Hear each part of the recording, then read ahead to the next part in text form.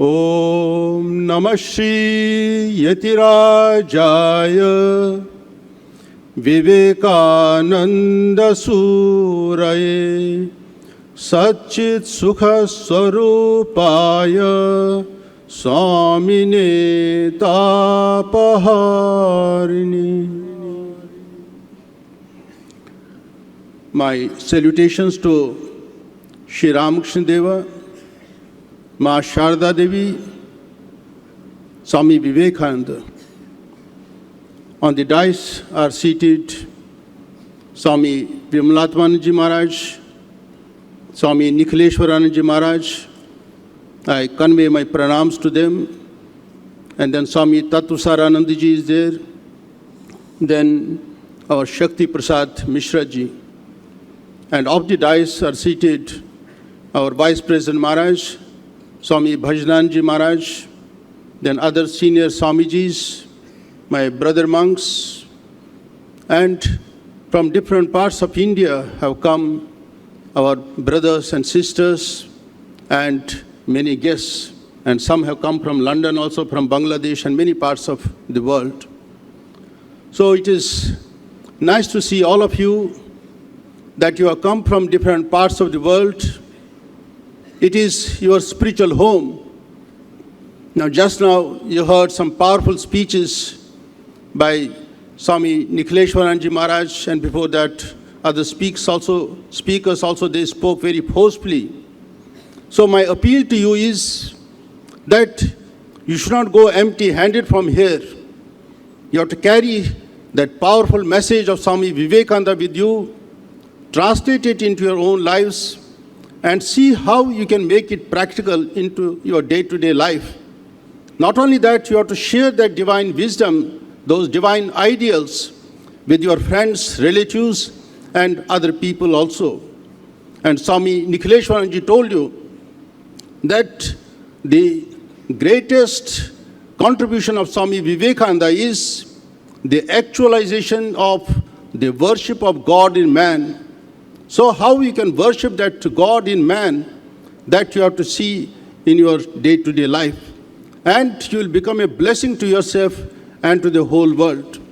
So you compare notes, whatever good ideas you get from here in this convention hall, which has been recently constructed. And then you have to share your notes with other brothers. And then you can think over them and see how you can utilize them in your day-to-day life. So in this age of tumult and unrest, we look back to Swami Vivekananda, who can become a beacon of life and can lead us through this catastrophic world phase. This world has produced so many leaders, so many philosophers, but most of them we have forgotten. We don't even remember their names also. But Swami Vivekananda continues to be a living philosopher, a living spiritual giant who can contribute to our well-being. So that is why I've been asked to speak on Swami Vivekananda, an ideal for the youth. So, unlike others, he has left a vibrant this institution of which we are celebrating the 125th anniversary since last 1 year. And today it has started, and tomorrow also it will continue. Then day after tomorrow, we'll be releasing a postal stamp and a coin on Ramakrishna Mission. For that, the Minister of Law is coming from Government of India. So he'll be doing it. It will be done on 27th. And then again, we have got Bhav Prachar Parishad meeting on 29th and 30th. So series of programs are there through which we are celebrating this 125th anniversary of Ramakrishna Mission. So seeing the Government of India, they also felt that Swami Vivekananda can become an ideal for youth. That's why sometime in 1984, 1884, they decided that Swami Vivekananda's birthday, that is 12 January, it should be made as National Youth Day, because the government of India realized that his life and ideals or his teachings, they have the capacity to be put before the youth of India so that they become perfect human beings. So that's why in their circular they sent to all parts of India, and now it is being celebrated everywhere. Now we find so many new age icons are coming. They stay for some time, but after some time they disappear. You have heard the name of Anil Ambani. When Dhirubhai Ambani divided his empire, this Anil Ambani became the richest person in India, but now you see he has become a pauper. So these people, they come and stay for some time, but after some time, they disappear. So like that, another was there, Vijay Mallya. And then we hear the name of that Sahara Group chairman, Subrata Rai, and many other people. And some come from cinema world, some come from sports world, and from other corporate also we find. But they don't have that capacity to inspire youth of India. So it is only in Swami Vivekananda that we find that he can become an ideal before all of us. And his works have universal significance. It is not that his teachings are applicable only to some parts of India. It's not like that. One letter he has written in Calcutta or Chennai or Mumbai or in, say, London or New York, it has relevance even after Swami Vivekananda's passing away of this 100 years, more than 100 years he has passed away. But even now also we derive inspiration when we read those letters. They are very fiery. When you read Swami Vivekananda's letters, your blood starts boiling. So much power is there in his teachings. So I tell many young men, because now in this age, so much depression is there. Just now our Swami told you so many people are committing suicide. Not only in India, abroad you will find so many people. In Japan, the highest crime rate is there, suicide rate is there. Similarly, in other parts of the world also, people are committing suicide. They don't find any ideal before them. That's why they are forced to commit suicide. So much stress is there, so much restlessness is there. But Swami Vivekananda, if you keep him as your ideal, your life will become, it will simply blossom. You'll become a blessing to yourself and to the whole world. I tell many people, you see, there are ups and downs in our life, but when you find some depression is there, or something is there that you are not in high spirits, just look at the eyes of Swami Vivekananda. He is emitting fire through his eyes. You see, your weakness will fly over, your laziness will go away, and you will find a lot of enthusiasm and you will become spirited. So that thing we have to do. And then his other teachings are there. If you keep them on your table, suppose he says that you cannot believe in God until you believe in yourself. It is a powerful message that he has kept before us. That dependence has to be there, self-confidence has to be there. We should have tremendous that faith in ourselves. And if possible, just keep it on your table, this quotation. So whenever you are having this depression or frustration, just read this one and then you will feel you become a new man. I remember many years back, I read somewhere that in like this one auditorium was there in America, a big function was going on there. So many young men were there, girls were there, and it was written on the dais, "Arise, awake, and stop not till the goal is reached." One young girl, when she read this quotation, then she started inquiring from everybody, whose quotation this is. I like it too much. Arise, awake, and stop not till the goal is reached. Then somebody told her that it is from Swami Vivekananda. Then she visited one of our centers in America, and then she started reading those books of Swami Vivekananda. You see how people are influenced by the powerful teachings of Swami Vivekananda.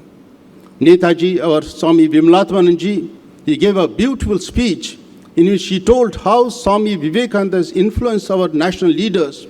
And because it was in Bengali, most of you couldn't understand him.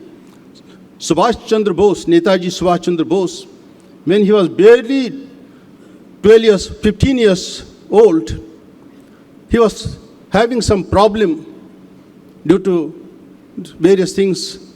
And then he went to his neighbor's house, who was his close relative. And then he found some books there of Swami Vivekananda. After reading several pages, then he found, yes, this is the thing what I wanted. Then he devoured whole of literature of Swami Vivekananda. He went on reading book after book.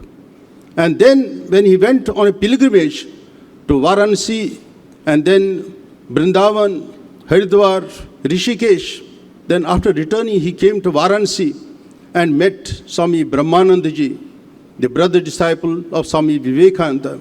He was so much moved and fascinated by the spirituality of Brahmanandaji that he wanted to embrace monasticism. He wanted to become a monk.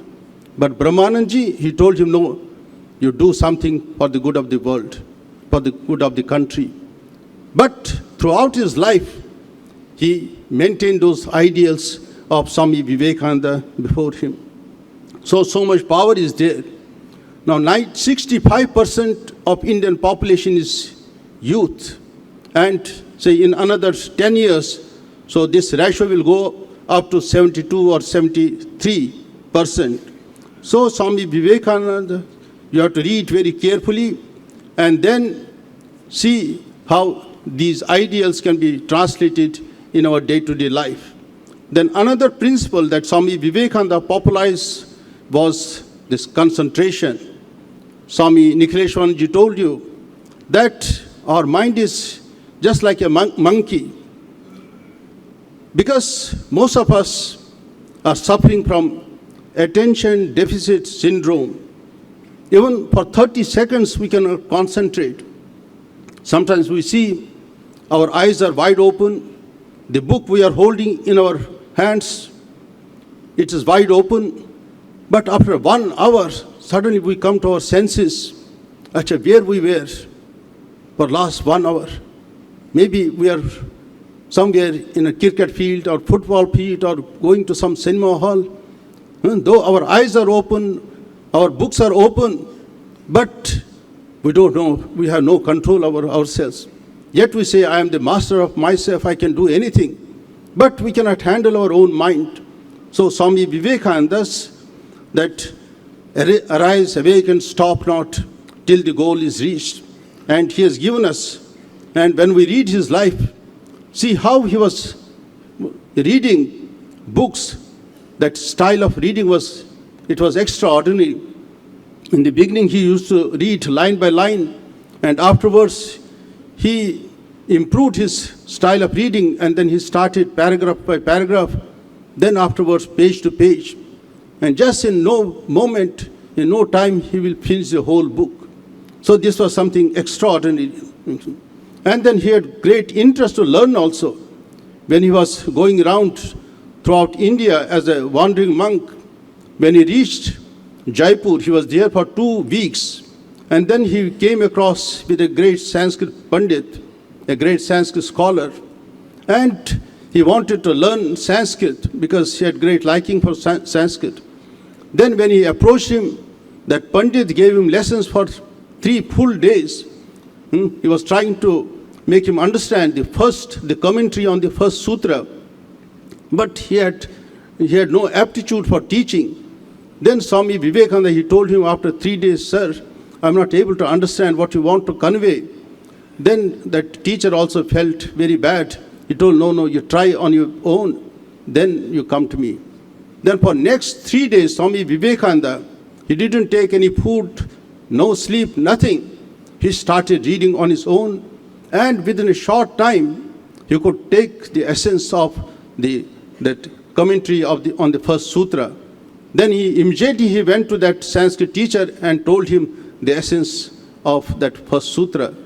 And then teacher was so happy on learning from Swami Vivekananda. So this is when you have developed that tremendous faith on yourself, and then that concentration is there. You are ready to forego your sleep and food and other things. Then only we can achieve great things. Then Swami Vivekananda, he took so much interest in Sanskrit that he continued his studies in Sanskrit. So likewise, when he reached this Meerut, there he wanted to read the complete works of Sir John Lubbock. And then his brother disciple was there, Swami Akhandanandji. He sent him to that library where one British librarian was there, and he used to bring daily one book for Swami Vivekananda. Then on the next day, he will return it. That British librarian, he became very annoyed. He told, how come that your Swamiji is able to finish one book in one day? No, I will not give it to you. Unless you bring him here, I will listen to him, I will examine him, then only I will issue other books. Then when Swami Vivekananda went there, and he was that Englishman, he was surprised that Swami Vivekananda, that extraordinary, that caliber, that he could finish the whole book in one day.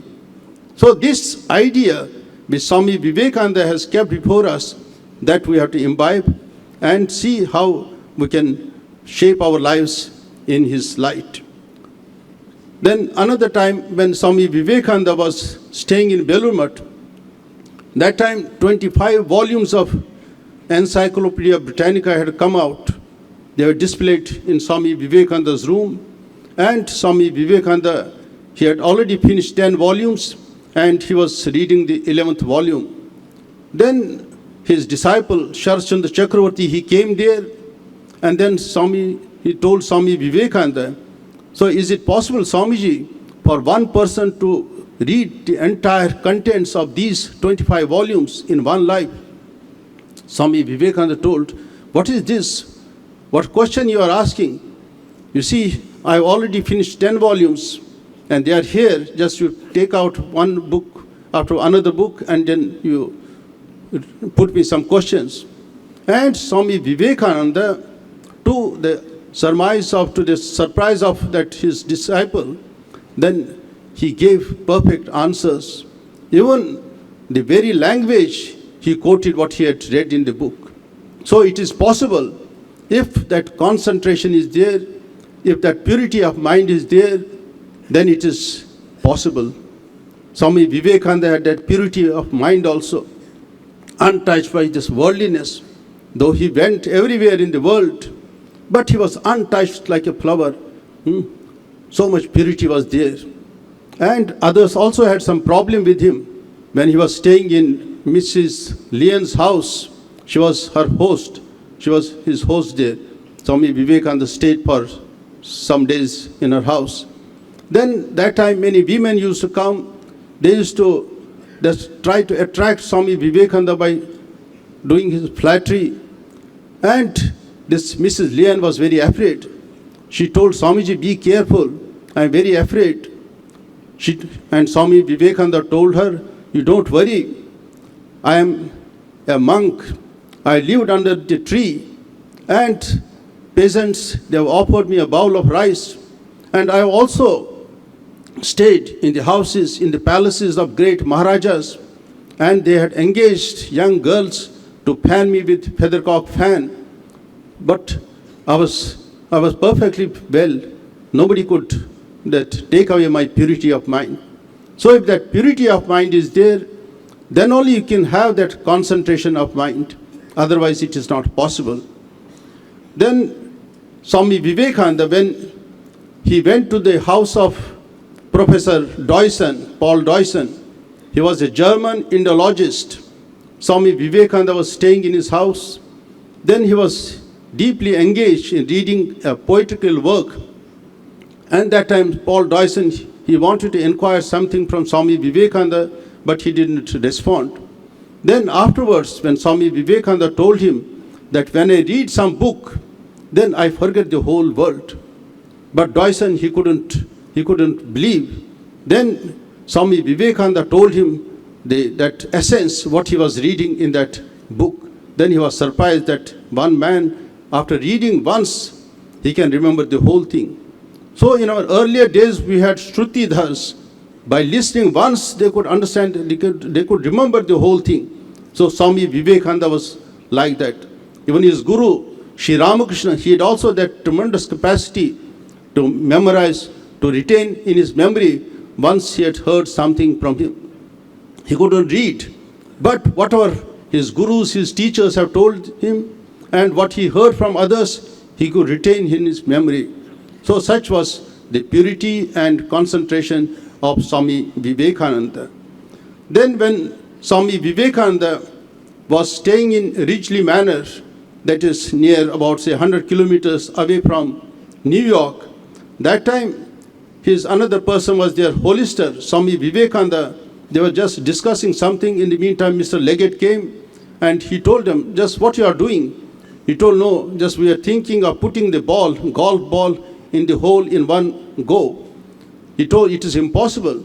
Then Swami told, then what is your bet? Immediately, Mr. Leggett, he took out $10 bill, the $10 note from his purse and placed before Swami Vivekananda. Swami Vivekananda hit that ball and in one chance, he put it in the hole. So everybody was surprised. And you will be surprised that Swami Vivekananda didn't play golf before that one. So such was his capacity.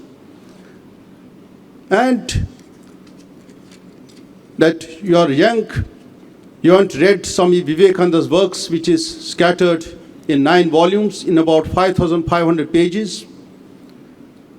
And if you read that one, you'll find 5 punch shields or 5 that disciplines which Swami Vivekananda has put there.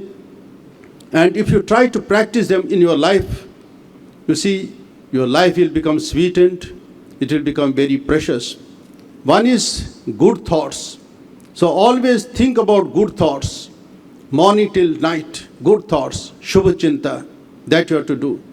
So then your life should not end there. Then those ideas have to be put into practice. So good work you have to do. And when good work is continued for some time, it becomes your habit. So repeated action become habit. And this habit is so strong that it will continue with you up to grave. One of my elderly Swami, he used to tell me, my young boy, develop this good habit. This habit is very important and it is very hard also. H-A-B-I-T, habit. If you remove H, a bit remains. If you remove A, then bit remains. If you remove B, it remains. So strong this habit becomes. Suppose in Belur, in other centers of Ramakrishna Mission, we get up early in the morning to attend Mangalarti at 4 o'clock. So before that we have to get up, take bath and be ready. So now we don't need any alarm also. Simply we get up at before that time. So it has entered deep into our being, regular habit, because the same action we are continuing for so many years. And in our Upanishads it is mentioned, what you do, what you think, it becomes you become that one. We become that one. So first good thought, Shubha Chinta, then Shubha work, good action, it becomes habit, and habit when it becomes very strong, you develop great character. So your formation will take place. And when character also becomes very strong, then we call it destiny. So man is the maker of his own destiny. What we are today, we are responsible for that one. Others have helped us a little, but we are responsible for that. And what we want to become tomorrow, that also is on our hands. Suppose if I cut somebody's head, I know where I will be placed tomorrow. So my boys, I wish you a bright and rewarding future in whatever careers you choose. You are bound to succeed. You are bound to flourish and prosper. Let every one of you lead the country in the lines of Swami Vivekananda and fulfill his dream. Om Shanti, Shanti, Shanti, Hari Om Tat Sat.